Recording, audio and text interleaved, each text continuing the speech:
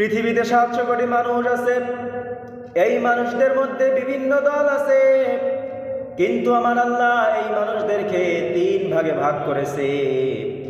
1 নম্বরে মুমিন, যারা ইবাদত করে আল্লাহর, নামাজ পড়ে আল্লাহর জন্য, রোজা রাখে আল্লাহর জন্য, হজ করে আল্লাহর জন্য, যাকাত দেয় আল্লাহর জন্য, দান সদকা করে আল্লাহর জন্য, পাশাপাশি আকিমুদ্দিন, আল্লাহর জমিনে আল্লাহর দিন কায়েমের প্রতিষ্ঠা করে, পাশাপাশি কোরআন প্রতিষ্ঠার জন্য কাজ করে।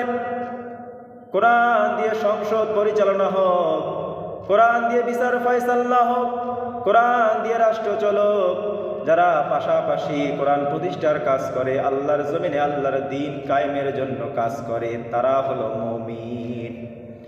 2 নম্বরে মুশরিক, যারা আল্লাহকে বিশ্বাস করে না, যারা আল্লাহর ইবাদত করে না, যারা আল্লাহর দ্বীনকে বিশ্বাস করে না, তারা হলো মুশরিক। 3 নম্বরে মুমিন মুশরিক।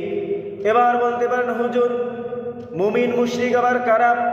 মুমিন মুশরিক হলো তারা যারা ইবাদত করে আল্লাহর, নামাজ পড়ে আল্লাহর জন্য, রোজা রাখে আল্লাহর জন্য, হজ করে আল্লাহর জন্য, যাকাত দেয় আল্লাহর জন্য, দান সদকা করে আল্লাহর জন্য, কিন্তু আল্লাহর জমিনে আল্লাহর দিন প্রতিষ্ঠা হোক এইটা যারা পছন্দ করে না, কোরআনের আইন প্রতিষ্ঠা হোক এইটা যারা বিশ্বাস করে না, এইটা যারা পছন্দ করে না, কোরআন দিয়ে রাষ্ট্র চলুক, কোরআন দিয়ে সংসদ চলুক, কোরআন দিয়ে সমাজ চলুক, কোরআন দিয়ে বিচার ফয়সালা হোক, এইটা যারা পছন্দ করে না, যারা মানব রচিত দলের পক্ষে চলে, যারা মানব রচিত আইনের পক্ষে চলে, যারা মানুষের তৈরি করা আইনের পক্ষে যারা গোলাবাজি করে, তারাই হলো মুমিন মুশরিক। আল্লাহ রাব্বুল আলামিন মানুষদেরকে দুনিয়ার মধ্যে পাঠানোর পিছনে 2টা উদ্দেশ্য। 1 নম্বরে ইবাদত করবে আল্লাহ, 2 নম্বরে খেলাফত। 1 নম্বরে হলো ইবাদত, 2 নম্বরে হলো খেলাফত। ইবাদত করতে হবে আল্লাহ, খেলাফত করতে হবে আল্লাহ। ইবাদতের মালিক আল্লাহ, খেলাফতের মালিক আল্লাহ। আপনি ইবাদত করবেন আল্লাহর জন্য, কিন্তু খেলাফত আল্লাহর জন্য না করে যদি মানুষের জন্য করেন, যদি মানুষের দলের পক্ষে যদি করেন, মানুষের তৈরি করা আইনের পক্ষে যদি ছুটেন, তাহলে আপনি হবেন মুমিন মুশরিক। আল্লাহ রাব্বুল আলামিন বলেন, কুলিল্লাহুম্মা মালিকাল মুলকি তুতিল মুলকা মান তাশা ওয়া তানজিউল মুলকা মিম্মান তাশা ওয়া তুইজ্জু মান তাশা ওয়া তুযিল্লু মান তাশা। সমস্ত ক্ষমতার মালিক হলো আল্লাহ, আল্লাহ রাব্বুল আলামিন।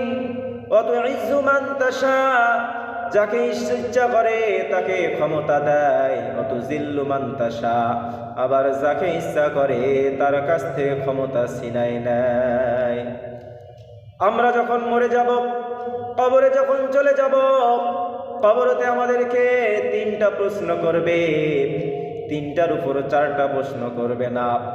কবরের মধ্যে আমাদেরকে কি প্রশ্ন করবে? নাকি নামাজ পড়নি কেন, রোজা রাখনি কেন, টাকা পয়সা ছিল হজ করনি কেন, যাকাত দাওনি কেন, দান সদকা করনি কেন? কবরের মধ্যে আমাদেরকে এই প্রশ্নগুলো করা হবে না। কবরের মধ্যে আমাদেরকে যে প্রশ্নগুলো করা হবে, 1 নম্বরে বলবে মান রব্বুকা, তোমার রবকে। আমরা যদি আল্লাহর ইবাদত করি, আল্লাহর হুকুম হাকামগুলো মেনে চলি, তাহলে আমরা বলতে পারবো আমার রব হলো আল্লাহ। আর যদি আল্লাহর হুকুম হাকাম মেনে না চলি, আল্লাহর ইবাদত না করি, আল্লাহর জমিনে আল্লাহর দ্বীন প্রতিষ্ঠার কাজ না করি, কোরআন দিয়ে দেশটা পরিচালনা হোক, কোরআনের প্রতিষ্ঠার কাজ যদি আমরা না করি, তাহলে আমরা আল্লাহকে আল্লাহ বলতে পারবো না। আমরা যার পিছনে ছুটেছি, যেই নেতার পিছনে ছুটেছি, যেই দলের পিছনে ছুটেছি, তাকে আমরা সেই দিন কবরের মধ্যে আল্লাহ বলবো, আমাদের আল্লাহকে আমরা সেই দিন আল্লাহ বলতে পারবো না। 2 নম্বরে বলবে আমান দিনুকা, তোমার দিন কি? আমরা যেই দিনের পিছনে ছুটেছি, আমরা যেই মানুষের তৈরি করা আইনের পিছনে ছুটেছি, আমরা সেই দিন ওই দিনের কথা বলতে পারবো, কিন্তু আমাদের দিন যে ইসলাম আমরা সেইটা বলতে পারবো না।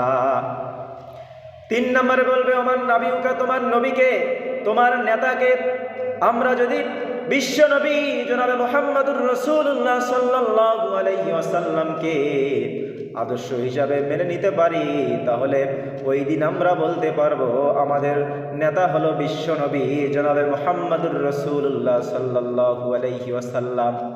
আবার বিশ্ব নবীর আদর্শ বাদ দিয়ে আমরা যদি দুনিয়ার কাউকে নেতা মনে করি, দুনিয়ার কাউকে যদি নেতা মানি, দুনিয়ার কারো আদর্শ অনুযায়ী যদি আমরা চলি, তাহলে আমরা ওই মানুষটাকে ওই দিন নেতা বলবো।